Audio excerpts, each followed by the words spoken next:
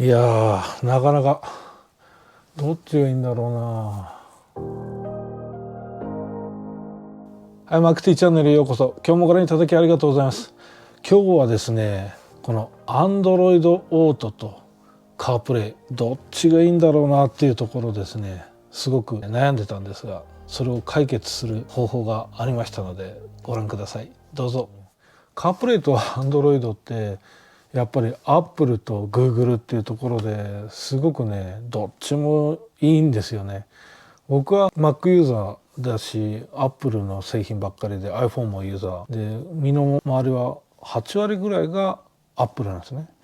で、家の音楽は Amazon 系ので聴いてて、で Google の Wi-Fi 使ったりとかもうごちゃごちゃなんですよ。本当はね、全部何かに統一したらよかったんですけど、どっちもどっちでいいとこもあるしっていうとこもあって、でその悩みはずっと車でもあったんです。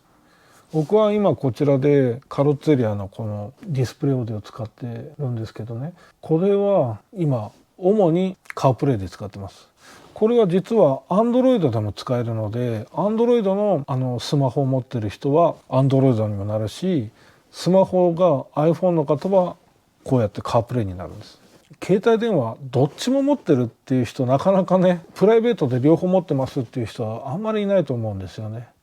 で、日本の iPhone ユーザーはこんな感じで、だいたい50何%が iPhone で残りが Android 系って言われてるんですけども、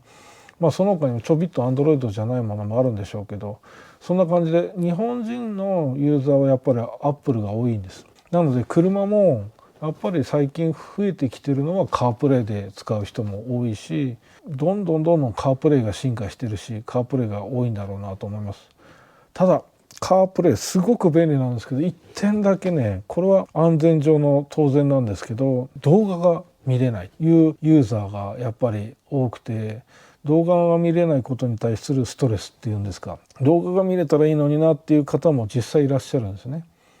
でこちらは iPhone でつなげてても USB で挿した動画とか当然再生できるんですけど、ここのカープレイ上で例えば YouTube ミュージック見るときに Android だったらここに動画が出たりするんですけど、カープレイはそれができないですよね。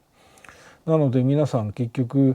カープレイはいいんだけど動画がなっていう方が多い。その中でそれを解決してくれる商品があったので、こちら紹介したいと思います。中国の会社なんですが、オッドキャストさんですね、アマゾンにも載ってますが、こちら10月ぐらいにですねサンプル提供いただきまして、それからずっといろいろやってみたんですけど、これを使うとすごく便利な点がやっと分かったので、今日そんな機能を紹介したいと思います。これね、僕は実は今までこのカーリンキットっていうこちらも使ってました。今もう技適も通ってて、そのカーリンキットっていう、これは Wi-Fi でカープレイを飛ばしてここに移すというもので、カープレイが入ってるわけじゃなくて、これは単に iPhone のカープレイを飛ばしてくれるっていう機能なんですけども、これをずっと使ってます。今度それに代わるこちらちょっと開けてみますと、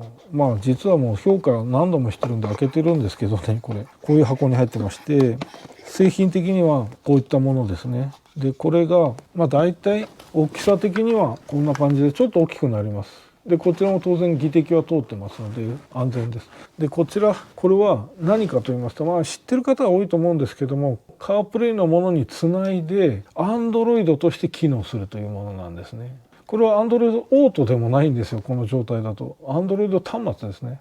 要はこれがスマホとか Android の何ていうんですかね、ノートパッドみたいなものが画面がない基板上のものという感じのものです。ですのでこれは Wi-Fi につなげるか、もしくは Bluetooth につなげるかしてこれを使うものなんです。これすごく便利な点、これからちょっとご紹介します。はい、まずこれをちゃんとつなげないとあれなんですけど、こうやってつなげるとですね Android が立ち上がるわけですね。はい、こういった画面が出ます。でこれはこの今 Wi-Fi つなげてあるんですけど、 YouTube とかが普通に映るわけですね。こうやって動画が見れるようになるわけですね。でこれは当然 Android なのでいろんなアプリが入ってるわけです。Netflix とかね、こういうのができます。でこの Android でやっぱりいいなと思うのは、当然こういう OBD をね使いたいというところで、僕はこういう OBD をいろいろ試してみました。で OBD を試すと、ここにこういう風にですね、これを出せるようになるわけですね。で今これ Bluetooth つながりますけど、 Bluetooth つながるとこうやって自分の今の車の状態が映せるようになると。これはねちょっと今無料版なのでここに広告出ちゃうんで、良ければ買えばいいんですけどね、接続できると今車のデータが出てて、インテーク温度とかね、ボルテージとかね、組んでますね。でこれエンジンかけるとこうやって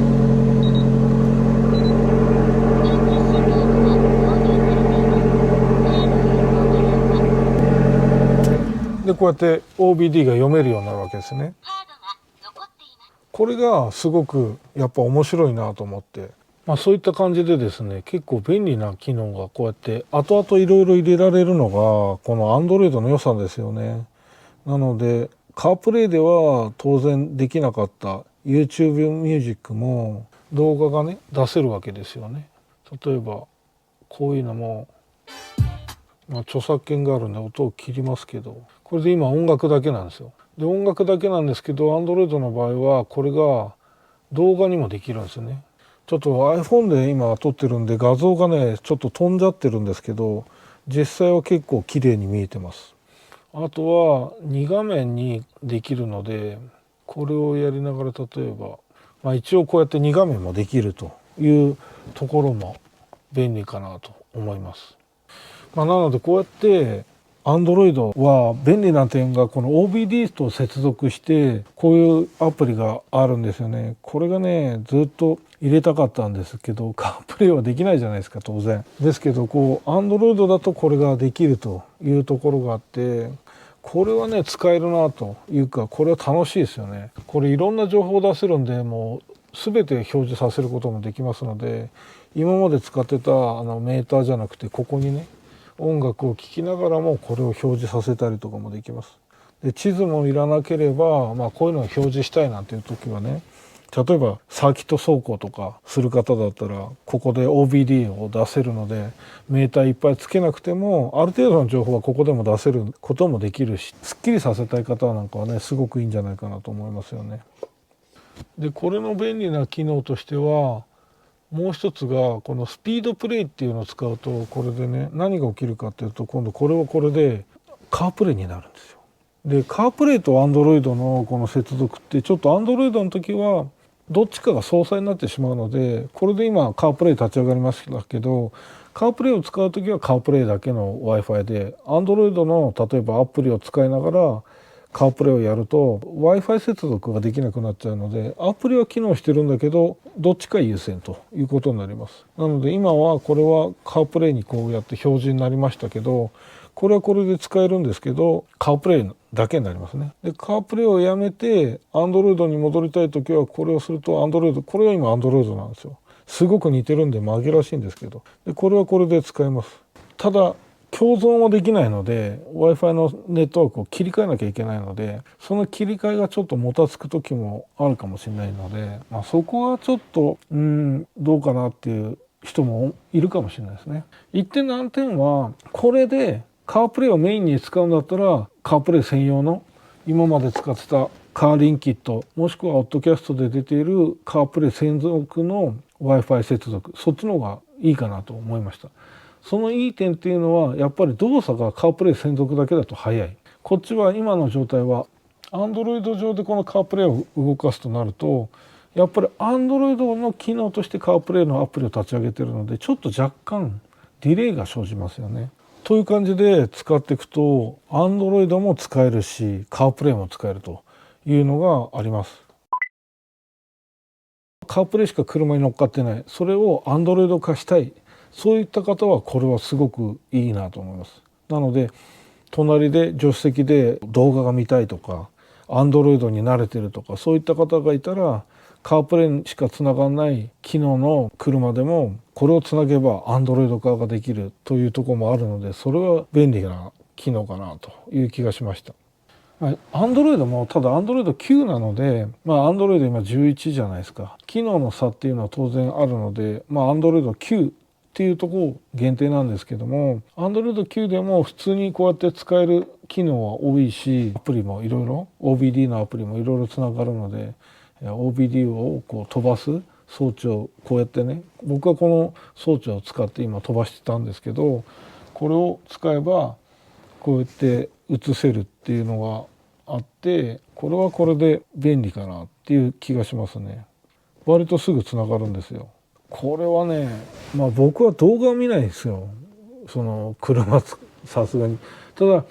サービスエリアとか休憩とかなんか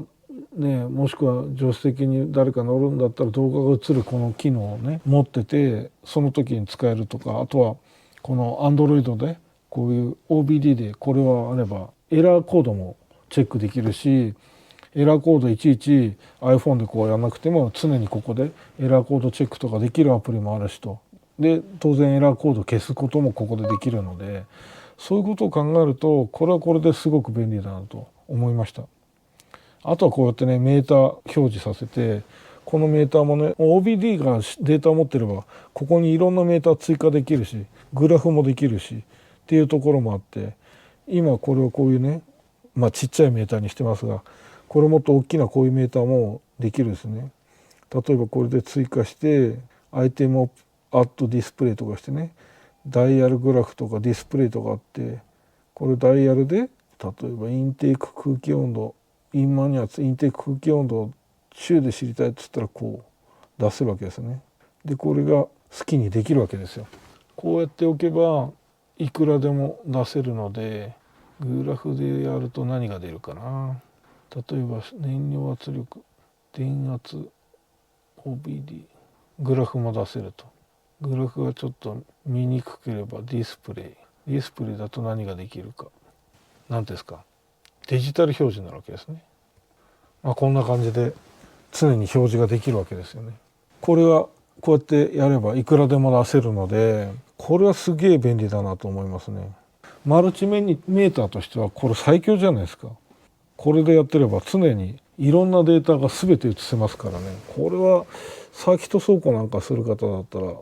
他にメーター好きの方、ここにねいくつもこう置くよりもこれ1個置いとけばありとあらゆるデータが写せるので、 OBD が拾ってるデータしかダメですけど、そんなことを思いました。こういうだからガジェット好きはいいかもしれないですね。